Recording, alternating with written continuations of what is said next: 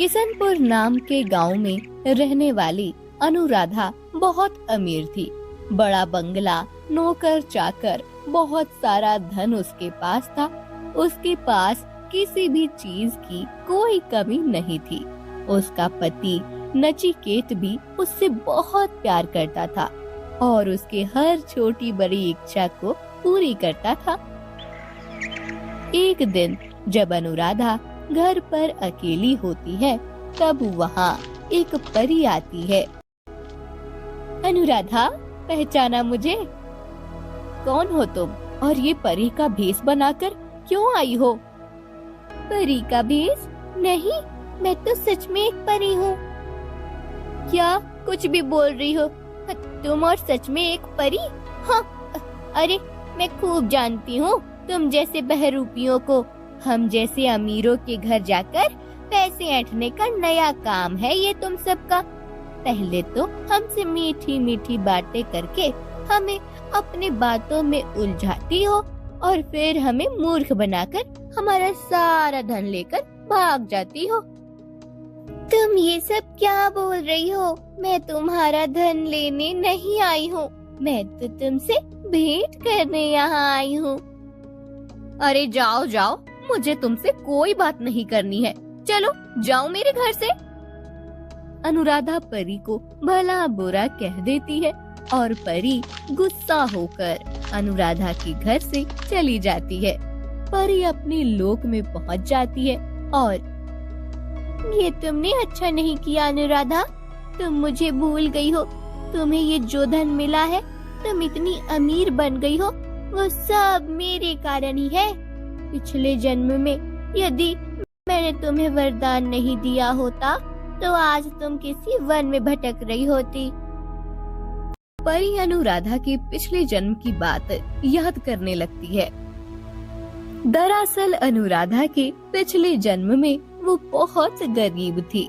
उसका पति कुछ काम नहीं करता था। एक दिन, सोनिए जी, घर में खाने के लिए कुछ भी नहीं बचा है, आप कुछ तो काम कीजिए कि हम दोनों 2 वक्त की रोटी खा सके।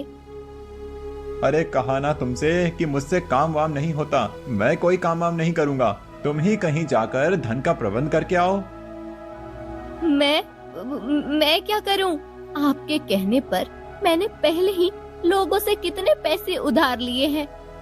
वो सब रोज आकर उसके पैसे मांगते रहते हैं। अब कौन मुझे फिर से उधार देगा? तो बैठी रहो ऐसे ही, मैं कोई काम नहीं करूँगा। मुझे काम करने की आदत नहीं है। आदत नहीं है? पर आप कब तक ऐसे आलस करते रहेंगे? क्या क्या कहा तुमने? आलसी? मुझे आलसी कह रही है तू? बड़ी जबान चलने लगी है आजकल तेरी। रुक, अभी तेरी सारी अकड़ निकालता हूँ। ऐसा कहकर नचिकेत अनुराधा को छड़ी से मारने लगता है। अनुराधा उसे रोकने का प्रयास करती है, लेकिन फिर भी एक निर्जन वन में आकर एक पेड़ के नीचे बैठकर रोने लगती है। हे भगवान, किस आदमी से मेरा पाला पड़ा है। ना तो कुछ कमाता है और ना मुझे मान सम्मान देता है। कुछ भी तो कहूँ तो सीधा पीटने लगता है। बस अब मैं ऐसे नहीं जी सकती। ऐसे जीने से तो मर जाना ही अच्छा है। ऐसा कहकर अनुराधा पहाड़ी से कूदने वाली होती है। तभी वहाँ एक परी आती है और अनुराधा को पकड़ लेती है। ये क्या कर रही हो तुम? अपनी जान क्यों दे रही हो? तो फिर क्या करूं? मेरा पति कुछ नहीं कमाता। मैं लोगों से उधार मांग मांग कर घर चलाने की कोशिश करती हूँ। आज जब मैंने उसे कहा कि कोई काम करो, थोड़ा सा धन मिल जाएगा, तब उन्होंने ना कह दिया और मुझे पीटने लगे। मेरे पास कुछ भी नहीं है, ना पैसे, ना प्यार, ना मान। ऐसे जीने का क्या अर्थ है? परंतु किसी के लिए भी अपने जीवन त्याग देना ये कहाँ की समझदारी है? तुम उसे सुधारने की कोशिश करो। मैं कैसे उन्हें सुधारूं? उन्हें कुछ भी कहने जाती हूँ तो वो मुझे मारने लगते हैं। मुझे तुम पर बहुत दया आ रही है। मैं अपनी जादू से सब कुछ ठीक कर देती हूँ। तुम्हारा पति तुमसे प्यार करने लगेगा और अच्छा काम भी करने लगेगा। आने वाले 7 जन्म तुम साथ रहोगे और एक अच्छी जिंदगी व्यतीत करोगे। परी अपनी छड़ी से जादू करती है। परी के जादू करते ही अनुराधा का घर धन धान्य से भर जाता है। उसके पति के स्वभाव में भी परिवर्तन आता है और वो अनुराधा को सम्मान के साथ घर ले जाता है। कुछ सालों के बाद दोनों की मृत्यु हो जाती है और दोनों दूसरा जन्म ले लेते हैं। मेरी कृपा के कारण तुम दोनों अब भी एक साथ हो और इतने धनवान बन गए हो, पर तुम मुझे ही भूल गई अनुराधा। ये तुमने उचित नहीं किया। अब तुम्हें इस बात का दंड भुगतना पड़ेगा। ऐसा कहकर परी अपनी छड़ी फिर से हवा में घुमाती है।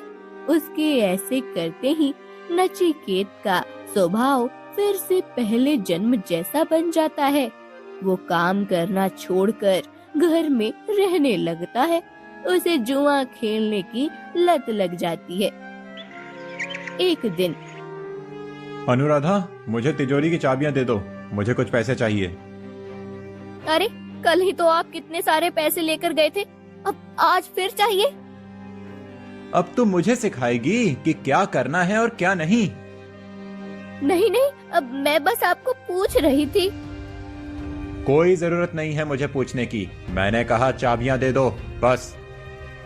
अरे पर आजकल आप कोई काम भी नहीं करते।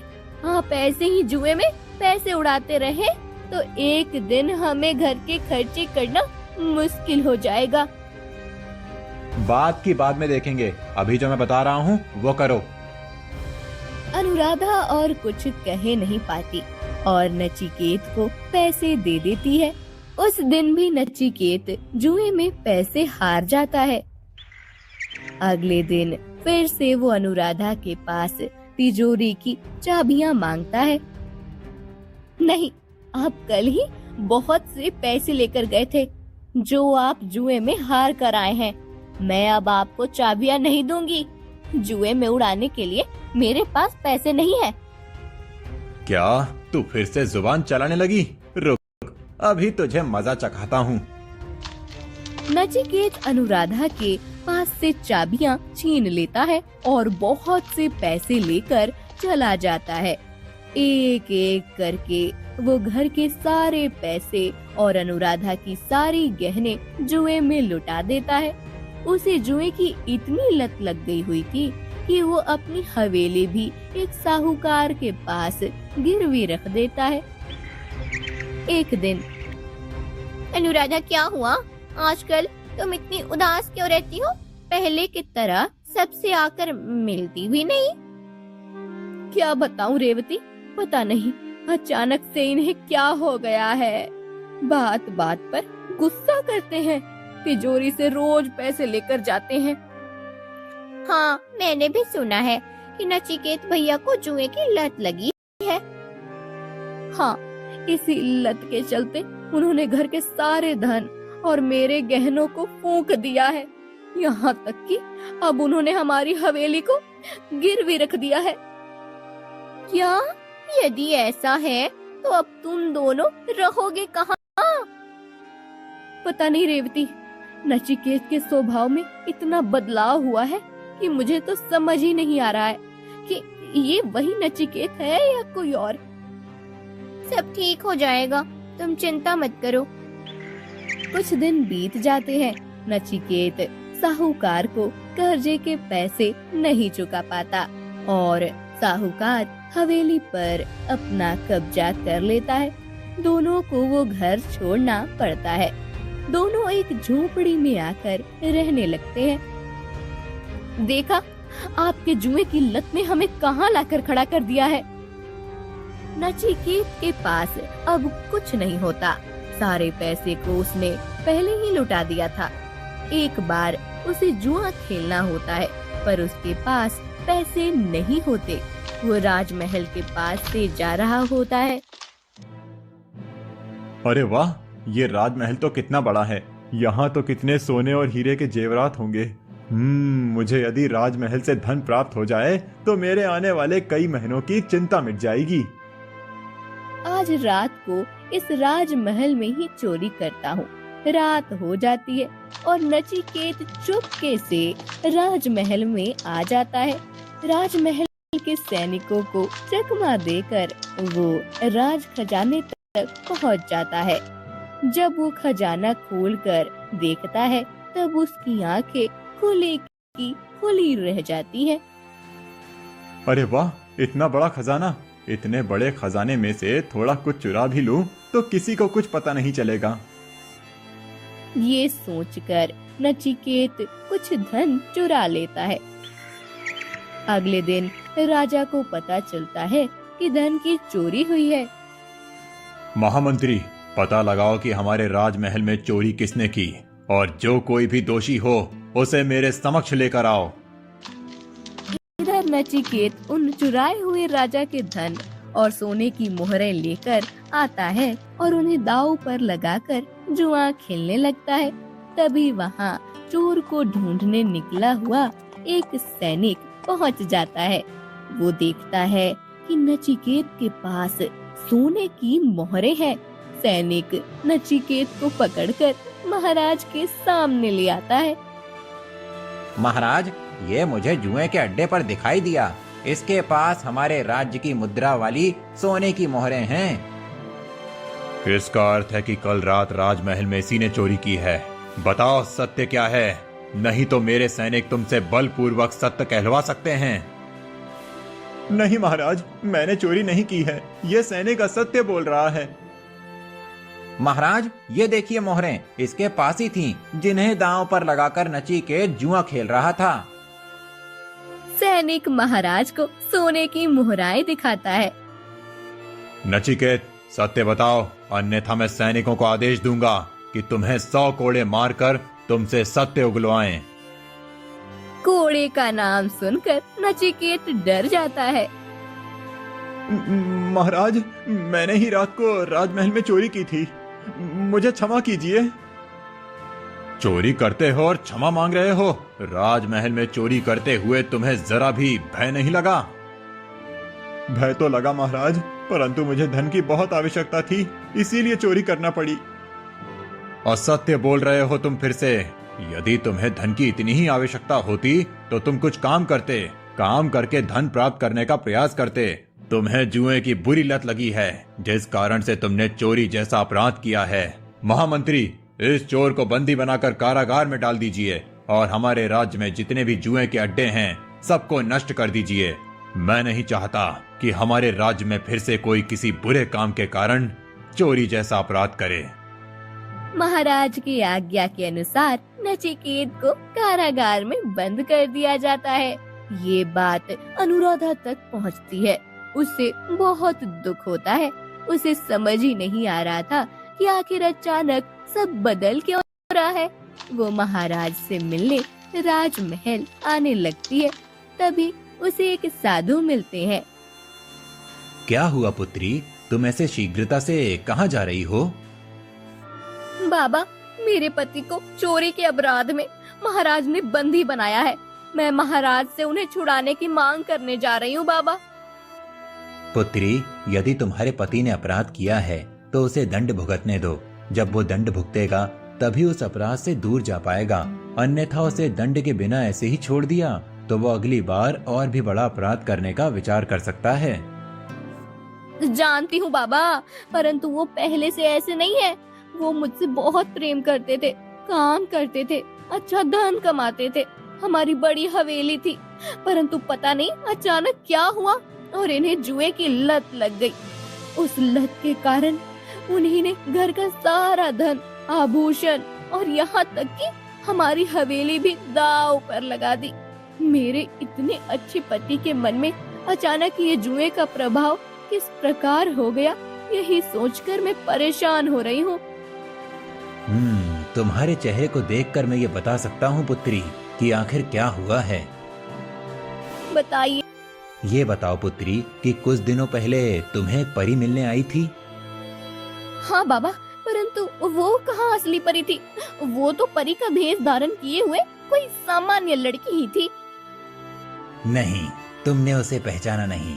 तुम अपने धनवान होने के अभिमान में इतनी अंधी हो गई थी कि तुम ये भूल गई थी कि पिछले जन्म में उस परी के कारण ही तुम धनवान बनी थी।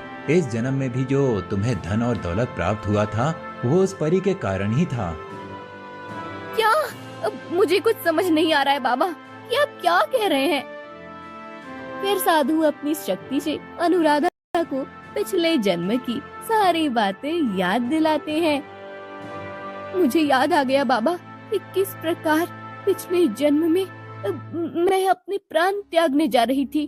तब उस परी ने ही मेरे प्राणों की रक्षा करके मुझे संपत्ति और सम्मान प्राप्त करने दिया था। हाँ, और उसी परी का तुमने अपमान करके उसे घर से बाहर निकाल दिया। उसी के कारण परी ने क्रोध में आकर तुमसे तुम्हारा सब कुछ छीन लिया है पुत्री।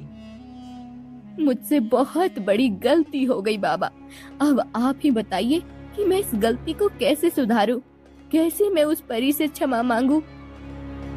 पुत्री, पिछले जन्म में तुम्हें जिस पेड़ के नीचे परी मिली थी, तुम वहीं जाओ। वहां जाकर परी की शरण ले लो। परी क्रोध त्याग देगी और तुमसे प्रसन्न हो जाएगी। साधु की बात सुनकर अनुराधा बहुत दूर चलकर आती है और उस निर्जल वन में पहुंच जाती है। वहां जाकर अनुराधा उस पेड़ के नीचे खड़ी हो जाती है, फिर हाथ जोड़कर, हे परी रानी, मुझे क्षमा कर दो। मैंने तुम्हें पहचाना नहीं और तुम्हारा अपमान कर दिया। मुझसे बहुत बड़ा अपराध हो गया है, परंतु मैं अब तुम्हारी शरण में आई हूँ। कृपया मुझे क्षमा कर दो।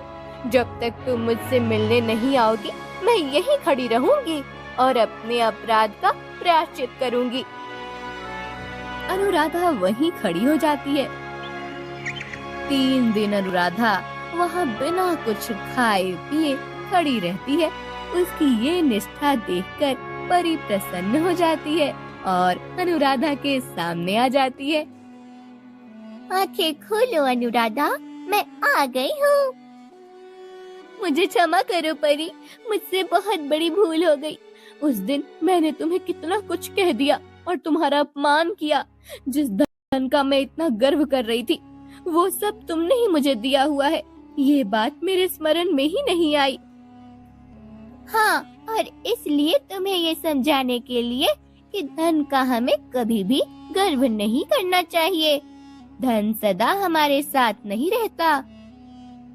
हाँ, मैं अब समझ चुकी हूँ, परंतु परी, मेरे पति, उन्हें मुक्त करना है मुझे। मेरी सहायता करो। चिंता मत करो अनुराधा, उसकी मति मैंने ही भ्रष्ट की थी। मैं फिर से सब ठीक कर देती हूँ। जब तक तुम घर पहुँचोगी, तुम्हारा पति और तुम्हारा खोया हुआ सब कुछ वापस आ जाएगा। परंतु स्मरण रहे, फिर कभी अपने धन पर गर्व मत करना। धन्यवाद परी, मैं तुम्हारी इस बात को सदा स्मरण रखूंगी। परी लुप्त हो जाती है। अनुराधा जल्दी जल्दी अपने घर की ओर चलने लगती है। वो जब घर पहुंचती है, तब देखती है कि उसका पति उसका इंतजार कर रहा है और उसकी हवेली उसे फिर से मिल गई है। परी अपने अपमान का प्रतिशोध ले लेती है और अनुराधा को माफ करके उसे सब कुछ वापस दे देती है।